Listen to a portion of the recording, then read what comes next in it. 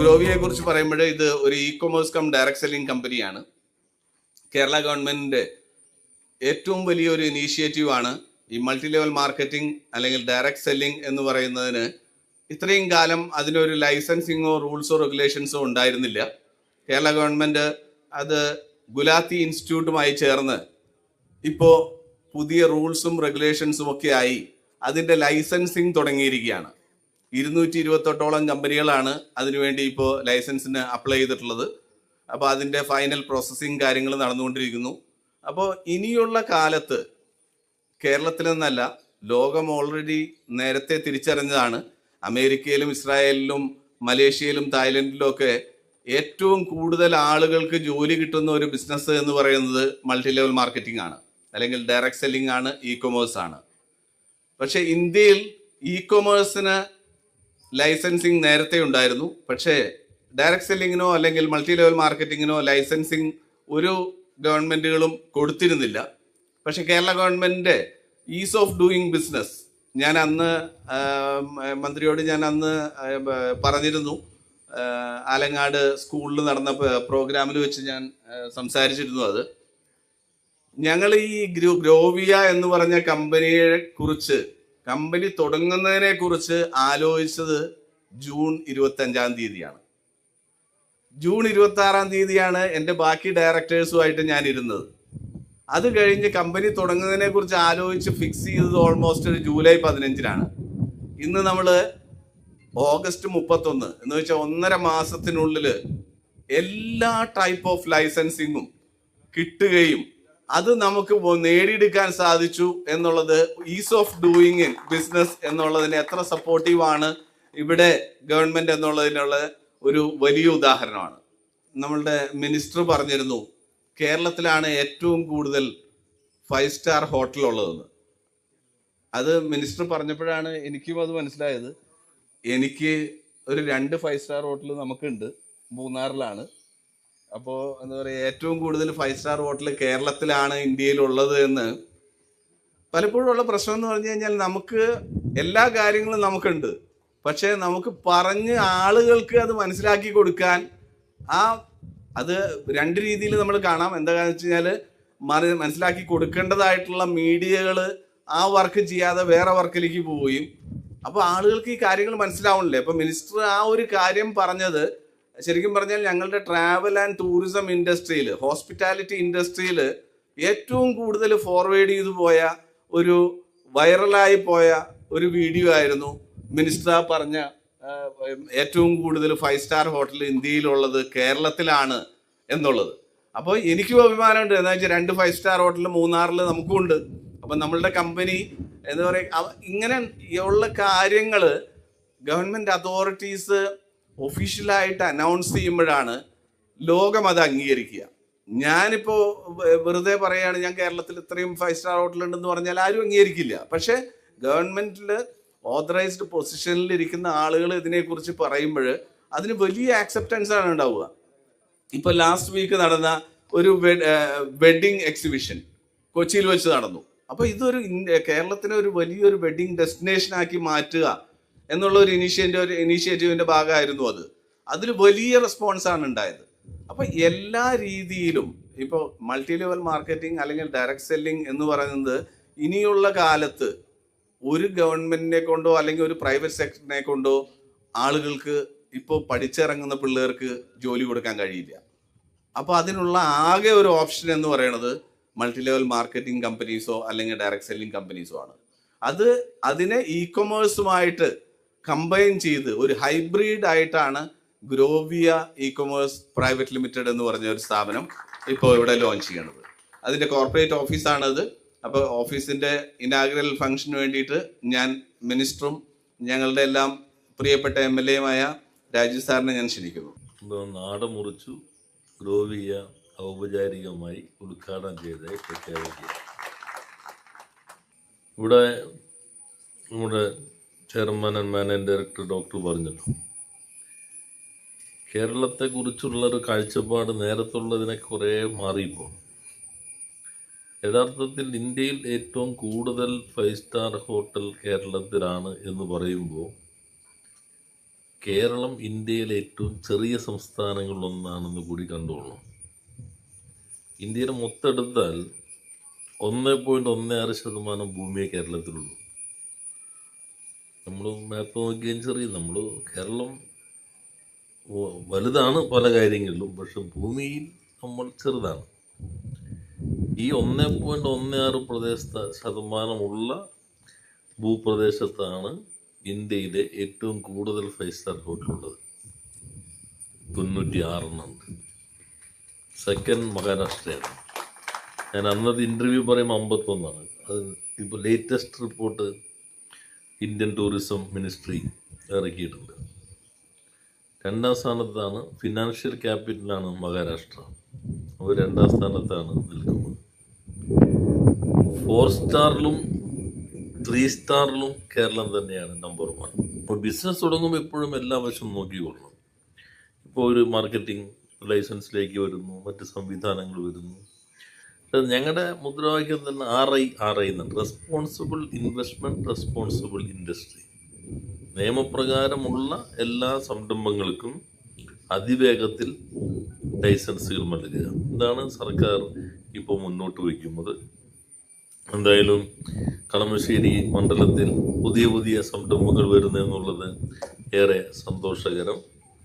ആലങ്ങാട് പഞ്ചായത്തിൽ ഒരു Italian company പ്രവർത്തനം തുടങ്ങി.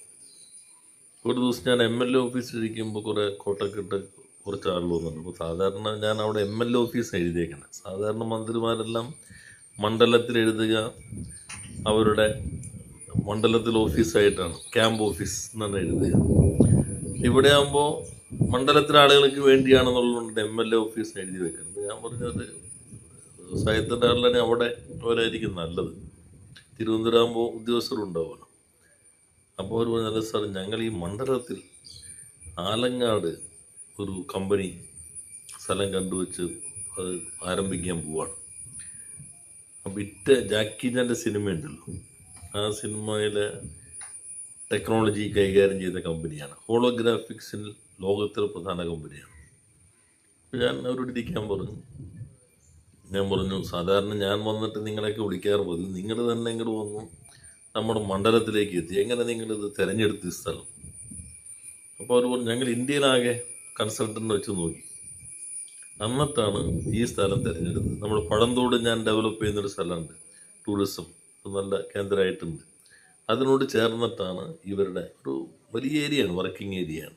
പിന്നെ അവർ വലിയൊരു സ്റ്റുഡിയോ, നമ്മളവിടെ സ്ഥലമില്ലാത്തതുകൊണ്ട് അവർക്ക് ഉടത്തിരുത്ത് വേണം, മറ്റൊരു സ്ഥലം ജില്ലയിൽ തന്നെ നോക്കുന്നുണ്ട്. അപ്പോൾ ഇങ്ങനെ പല കമ്പനികളും നമ്മുടെ നാട്ടിലേക്ക് വന്നുകൊണ്ടിരിക്കുന്നു. കൂടുതൽ ആളുകൾക്ക് ജോലി കിട്ടണം. നമ്മുടെ ചെറുപ്പക്കാർക്ക് ഇവിടെ തന്നെ ജോലി കിട്ടണം. അത് പലതരത്തിലാകാം. ഇവിടെ ജോലി ഉണ്ടോയെന്ന് വെച്ചാൽ ജോലിയുണ്ട്. ഞാൻ 3 തൊഴിൽ മേള നടത്തി മണ്ഡലത്തിൽ. ആദ്യത്തേത് 2000 തൊഴിലവസരങ്ങളാണ്.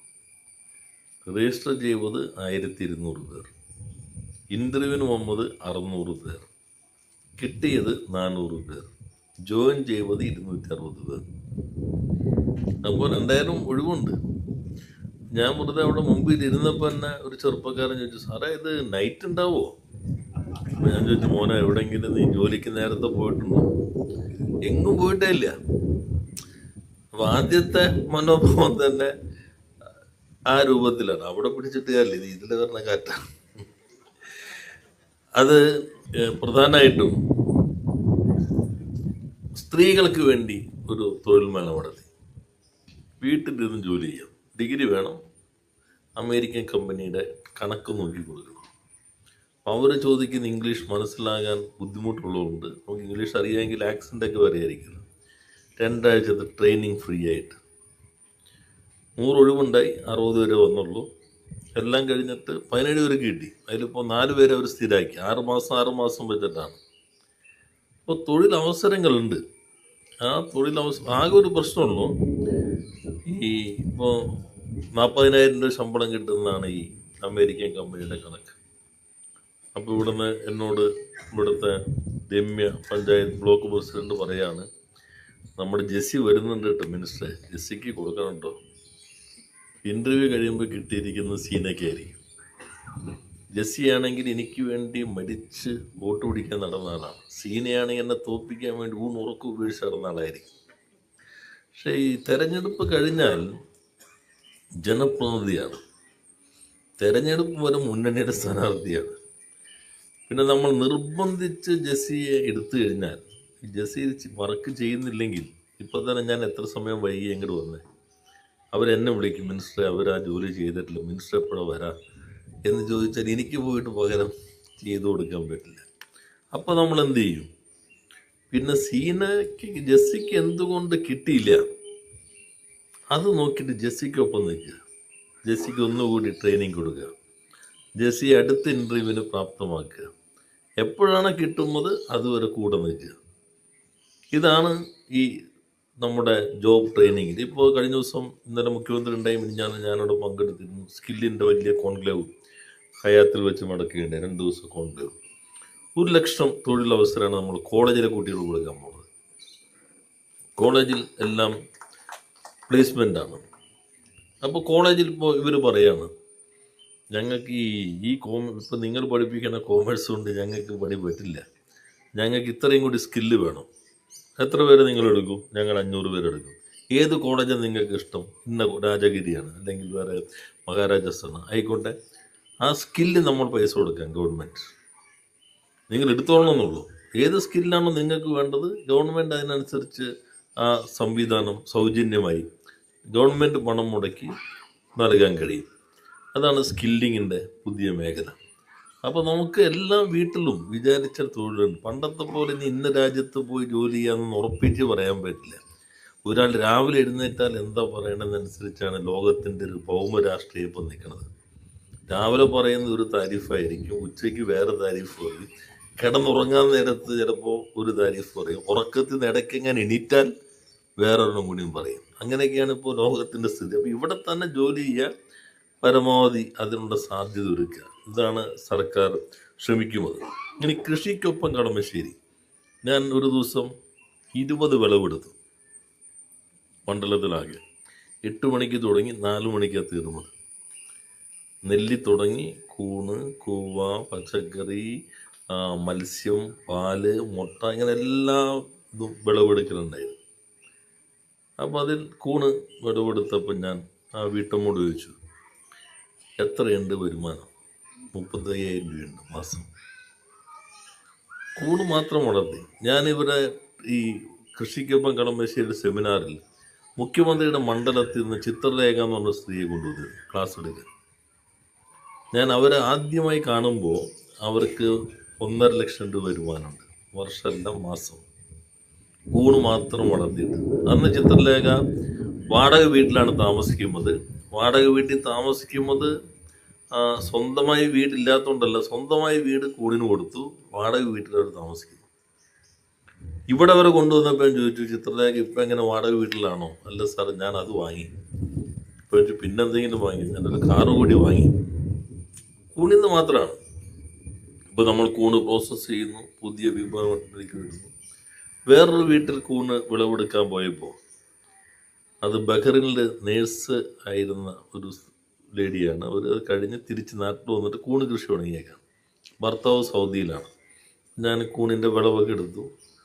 അപ്പോഴേക്കും ഭർത്താവ് വീഡിയോ കോളിൽ വന്നു, സാറേ ഞാനും തിരിച്ചു വരാണ്, ഇവിടത്തേക്ക് ഭേദം അവിടെ കൂണ് തന്നെയാണ്. അപ്പോൾ നമ്മൾ വിചാരിച്ചാൽ നല്ല മാറ്റം ഉണ്ടാക്കാൻ കഴിയും. ഇവിടെ ഇപ്പോൾ എത്ര പേർക്ക് തൊഴിൽ കൊടുക്കുന്ന നിങ്ങൾ പറയുന്നത്? ആയിരക്കണക്കിന് ആളുകൾക്ക് തൊഴിൽ കൊടുക്കും. അത് നന്നായിരിക്കും. അത് നല്ല രീതിയിൽ മുന്നോട്ട് പോകട്ടെ. എല്ലാവിധ ആശംസകളും അർപ്പിക്കുന്നു.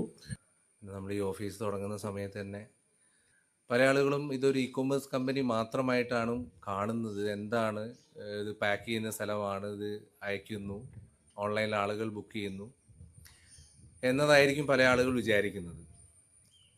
ഗ്രോവിയ എന്ന് പറയുന്നത് ഒരു ഡയറക്റ്റ് സെല്ലിംഗ് പ്ലസ് ഒരു ഇ കൊമേഴ്സ് കമ്പനിയാണ്.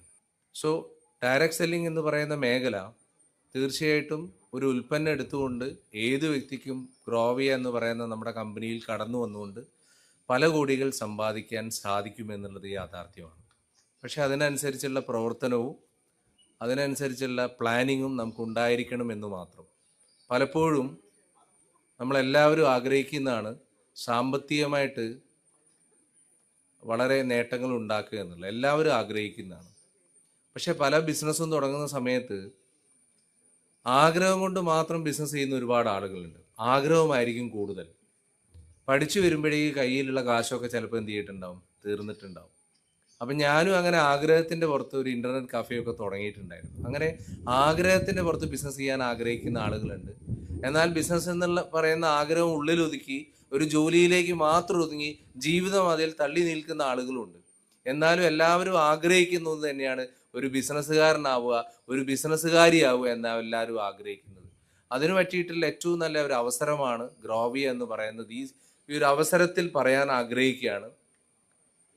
അതോടൊപ്പം തന്നെ ഇന്ന് ഈ ഓഫീസ് ഇവിടെ പൂവണിയുന്നതിന് വേണ്ടി എനിക്ക് തോന്നുന്നു ഒരു ഡയറക്റ്റ് സെല്ലിംഗ് കമ്പനി, സോഫ്റ്റ്വെയർ, അതിൻ്റെ കോമ്പൻസേഷൻ പ്ലാൻ, അതിൻ്റെ മാർക്കറ്റിംഗ് എല്ലാ സ്ട്രാറ്റജി എല്ലാം ചെയ്യുന്നതിന് വേണ്ടി മിനിമം ഒരു 6 മാസമെങ്കിലും വേണം.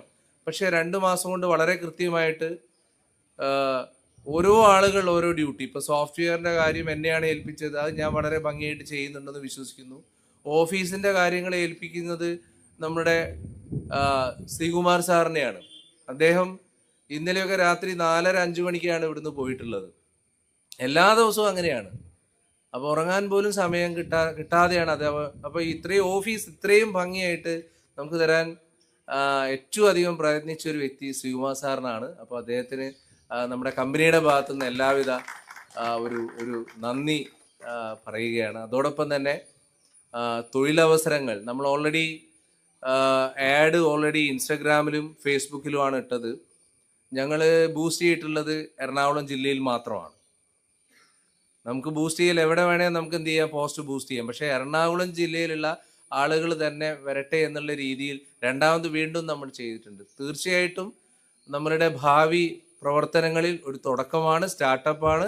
ആ സമയങ്ങളിൽ ആയിരക്കണക്കിന് തൊഴിലാളികൾ വന്നാൽ നമുക്ക് തുടക്ക സമയത്ത് പറ്റില്ലായിരിക്കാം. പക്ഷേ ഭാവിയിൽ കമ്പനി വളരുന്നതിനനുസരിച്ച് തീർച്ചയായിട്ടും അത് നാടിൻ്റെ വളർച്ചയ്ക്ക് വേണ്ടിയിട്ട് ഞങ്ങൾ മാനേജ്മെൻറ്റ് അതിന് പ്രവർത്തിക്കുമെന്ന് ഈ സമയം. കാലാവസ്ഥയാണ് നമ്മളൊരു വ്യവസായം തുടങ്ങുക എന്നുള്ളത്. ആ ഒരു സംരംഭത്തിന് ഇവിടെ തുടക്കം കുറിച്ചിരിക്കുകയാണ്. ഇതിലൂടെ 1000കണക്കിന് ആളുകൾക്ക് ജോലി കിട്ടുമെന്ന് പറയുന്നതും വളരെ അഭിമാനകരമായ കാര്യം തന്നെയാണ്. എന്തായാലും ഇവിടെ തുടങ്ങിയിരിക്കുന്ന സംരംഭത്തിനും ഇനി ഇവിടെ വർക്ക് ചെയ്യുന്ന ആളുകൾക്ക് എല്ലാവർക്കും എല്ലാവിധ ആശംസകൾ നേർന്നുകൊണ്ട് നിർത്തുന്നു. ഗ്രോവയ എന്ന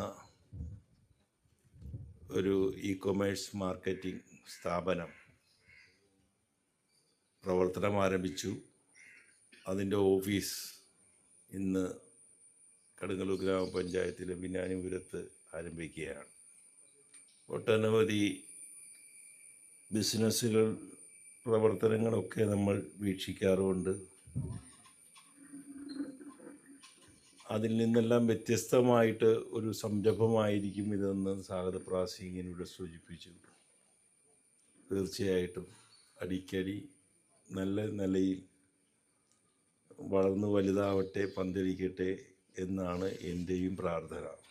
ജനങ്ങൾക്ക്, കസ്റ്റമേഴ്സിന് വിശ്വാസം ആർജിക്കാൻ കഴിയുക എന്നുള്ളത് വലിയൊരു കാര്യമാണ്. അത്തരത്തിലുള്ളൊരു പ്രവർത്തനം വിപുലപ്പെടുത്തി അടുക്കും ചിട്ടയോടുകൂടി മുന്നോട്ട് കൊണ്ടുപോകാൻ ശ്രീ ജോളി ആൻ്റണിക്കും അദ്ദേഹത്തിൻ്റെ സഹപ്രവർത്തകർക്കും കഴിഞ്ഞാൽ തീർച്ചയായിട്ടും നമ്മൾ ഉദ്ദേശിക്കുന്ന രീതിയിൽ ഇത്തരത്തിലൊരു ബിസിനസ് മുന്നോട്ട് കൊണ്ടുപോകാൻ നമുക്ക് കഴിയും.